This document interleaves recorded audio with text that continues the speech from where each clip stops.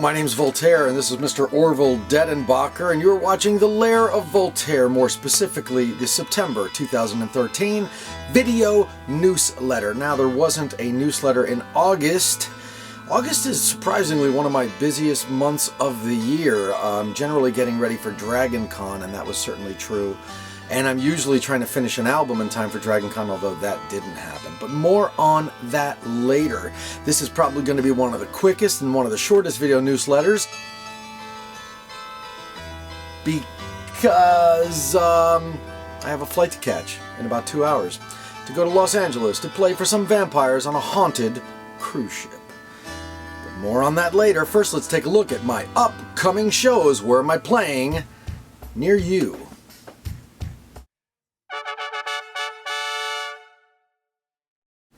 Saturday, September 21st, I'm playing the Succubus Club, and that is the Vampire the Masquerade event that takes place on the Queen Mary in Los Angeles. September 28th, I'm at Anime Syracuse in Syracuse, New York. October 5th, I'm in Corpus Christi, Texas for Realms Con. October 7th, I'm going to be in Champaign, Illinois. I don't have a lot of info about that show, but it'll be coming in very shortly. And then the European tour starts. October 9th, I'm in Bristol at the Exchange. October 10th, I will be in Leeds. October 13th, I return to London. I'll be playing at the Underworld in Camden. And then October 14th, I'm over to Vienna, Austria. I've never played in Austria before. And then the German dates start. October 16th, I'm in Cologne. October 17th, I'm in Hamburg. And October 19th, I'm in Berlin.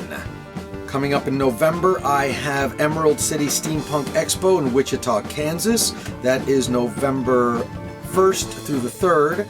And then November 15th through the 17th, I return to Mexico for a convention in Monterrey, Mexico, amigos. And November 30th, I'm at Dorian's Parlor, the Gilded Age, in King of Prussia, Pennsylvania. Now, I've never done a European tour before, so it's of great importance to me that if you are a European fan or you know someone who is, that you come out, tell all your friends. I really, really want for this to go well, because I would love to be able to add Europe as a place where I go every single year, like I do with most of the states in the United States of America. So, come out to the shows. Please buy an advance ticket. Show those promoters that you'd like to come out and see me play, and that it's worth booking me, because that is really how it works at the end of the day. You got to show a little faith. Okay, George Michael.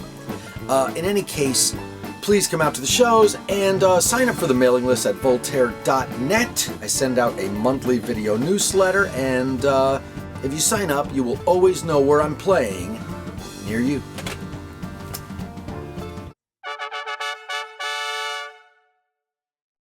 Still working hard on the new album, Raised by Bats. Now, many of you know that I try to have an album ready in time for Dragon Con in Atlanta, which is Labor Day weekend. It is the end of August every year, and that just didn't happen with Raised by Bats. It could have. I'll tell you right now, it could have. But I really, really want this album to be perfect. This album means so much to me. I wrote some of these songs when I was 17, 18, 19. Frankly, this is really the album I've always wanted to make.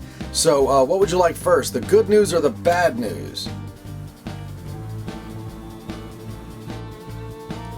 The good news is that you're still dead. I mean, about the album. Well, the bad news is Raised by Bats is still not done. I'm still working on it. The good news is that it's turning out to possibly be my best album of all time. And that unlike any album before, I've been posting the progress, I've been posting mixes and everything we've been recording in the studio on my Soundcloud page. So you can actually go there right now and listen to a great deal of the album. Just follow this link below while I drink.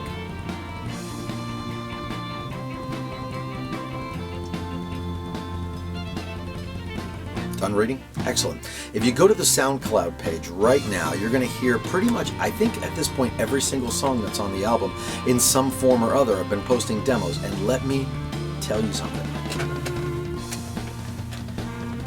This album has an incredible amount of talent on it. I've been so privileged and so lucky to be able to work with some of the most incredible musicians on earth. Playing drums on the album, once again, is Mr. Brian Viglione of the Dresden Dolls. He's also now the drummer for the Violent Femmes. Playing guitar is Ray Toro from My Chemical Romance. Also on guitar is Knox Chandler. He's played in Susie and the Banshees, The Creatures, Depeche Mode, the list goes on and on. On bass is Craig Adams from the Sisters of Mercy, The Mission UK, The Cult, The Alarm. He's an incredible, legendary bass player. Also playing bass is Emilio Quina. He plays in Peter Murphy's band. He's been in Psychic TV. On cello is Melora Krieger, returning to play with me on this album. Frank Morin from World Inferno Friendship Society really kind of brought the goth to the album. Some of the Death Track guitar parts that this guy has played has just been absolutely spectacular. Franz Nicolai is on the album playing accordion. And last night I had the incredible privilege of recording with Miss Julia Marcel. Now, if that name sounds familiar to you, it's because Julia and I sang a duet together on my album To the Bottom of the Sea, and that song is called This Sea. I met Julia Marcel on MySpace, you know, back when MySpace was relevant.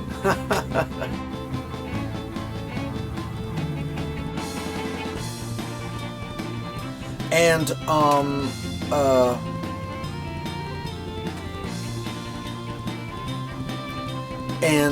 I fell in love with her music. She's an incredibly talented singer-songwriter, and I invited her to sing on To the Bottom of the Sea, and we've stayed in contact, and she literally had just happened to tell me she would be in New York, and I said, you have to come in and sing on The Devil and Mr. Jones, a song I wrote about my dear friend, the actor, Mr. Doug Jones.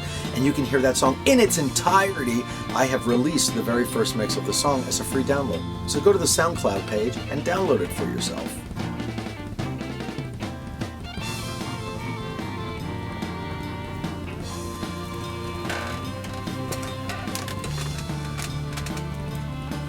So naturally the jury is out on when the album's going to be out exactly. I am shooting for Halloween, but at the end of the day, like I said, this is possibly the most important album I've ever made for me, and I'm just not going to rush it. It's going to come out when it's ready.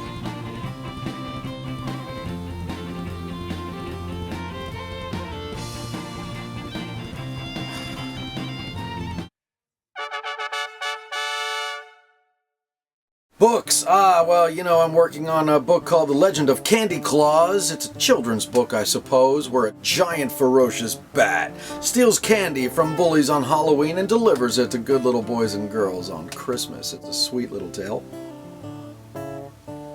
I wrote this book, and it is being illustrated by the incredibly talented Miss Shameen King, who illustrated the cover of my Bitrexual album.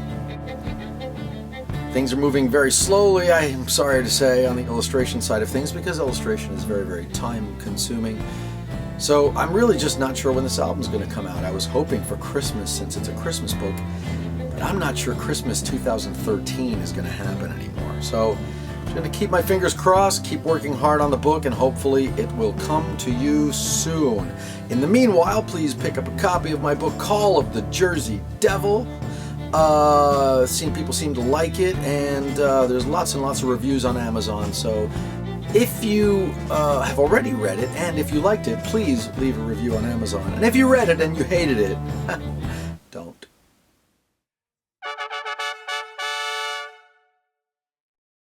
What you got there, Orville? That ain't right. Well, the Candy Claus book is not finished, I'm sorry to say, but the Candy Claus plush is. Oh my god, look at that. So adorable. They came in a week or two ago, and I have been going insane filling pre-orders. In fact, Orville and I are literally surrounded by Candy Claus boxes. Quite literally. So buy them so we can get them the out of here. There were lots and lots of orders, and I'm going as quickly as I possibly can, working my fingers to the bone to get these bats in the air and to your lair. So if you ordered one, let me say thank you so much, because when you pre-order, it helps me to get things made. I greatly appreciate everybody who pre-orders stuff.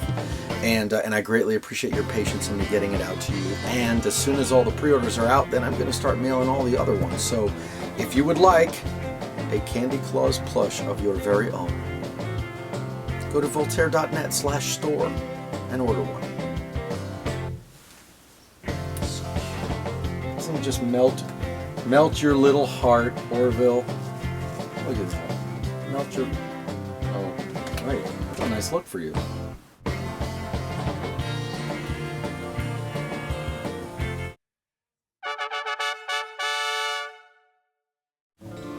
Well, many of you probably know at this point that I've been designing wallets for Mighty Wallets. They look like this. Let me show you mine. This is one that I use. It looks like a dollar bill, and they're made out of Tyvek, and it's like a nearly indestructible paper. You know, this kind of paper they use for express mail envelopes, and they're so thin. It's almost like it doesn't matter how much you put in here, it just doesn't ever get any bigger. Shut up. Don't even say it. Anyway, I love these wallets so much, and they invited me to join their artist collective. And so the very first wallet I designed was a Deddy wallet. There's Deddy having his little Deddy adventures. I love the inside of this. Look at that. It's just like a red sky full of bats. And the way this works is if 30 people order one, it gets made. So after the success of the first Deddy wallet, I made a Riding a Black Unicorn wallet. This is a very empowering wallet. It's having a black unicorn in your back pocket is it's very exciting.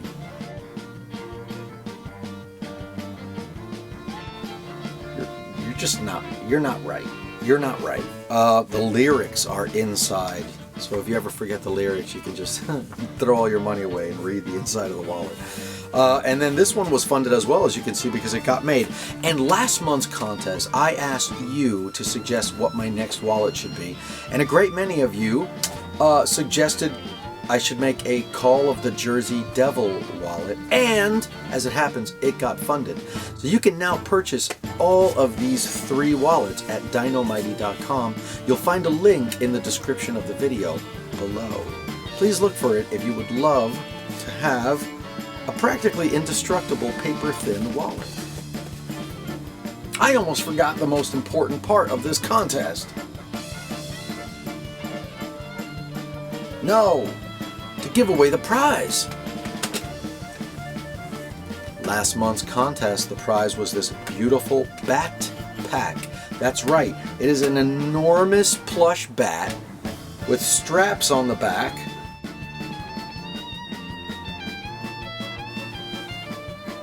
Really? And a zipper, and you open it up and you can put your belongings inside and you can wear this beautiful bat on your back.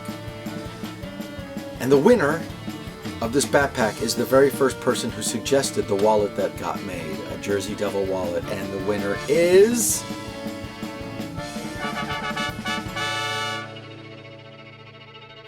Congratulations!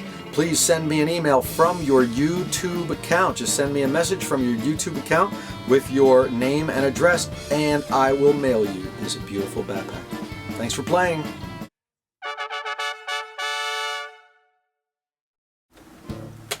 Well, because I have a plane to catch in a couple of hours to go meet the vampires on the Queen Mary, I'm sort of rushing through this one a little bit. So I've been caught with my pants down. Yeah, actually, that is true. When playing in Brisbane, Australia about a month ago, I realized, my pants were so tight I had to wear a thong, because if I wore any other kind of underwear, you'd be able to see the all the lines of the underwear. And after drinking a liter of rum, I thought it was amusing that a man of my age and girth was wearing a thong, because a man of my age and girth should never wear a thong. That's my advice to you for the month. And subsequently, I thought it'd be funny to show the audience the thong of doom, as I call it, and I pulled down my pants.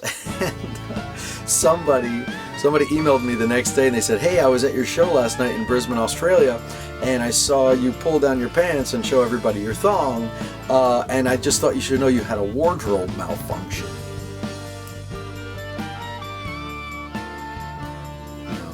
No, that's not it. Apparently not all of my testicles were in the thong at the time when I pulled my pants down. Sometimes you feel like a nut. In any case, I have been caught with my pants down because I'm not sure that I have a present, a prize to give away for this month's contest. How about that? Hold on a second.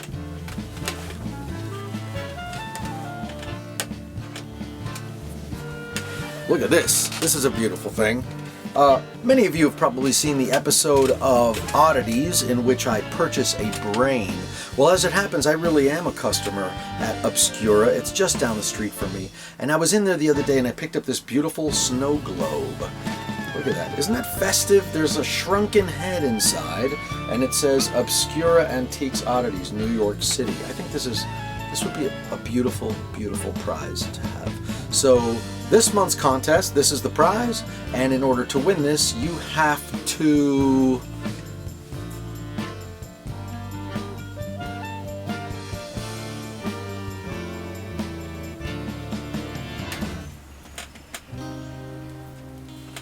Okay, I got it. I had to think of something that wasn't too easy, but also wasn't too hard.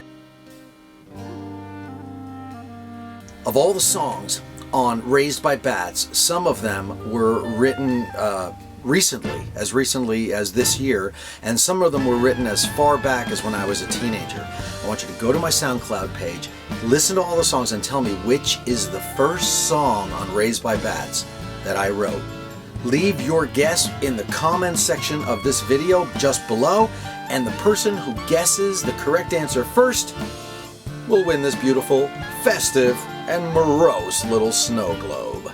Thank you very much for watching. My name is Voltaire. This is Mr. Orville Dedenbacher, and this is the Lair of Voltaire. We'll see you next time.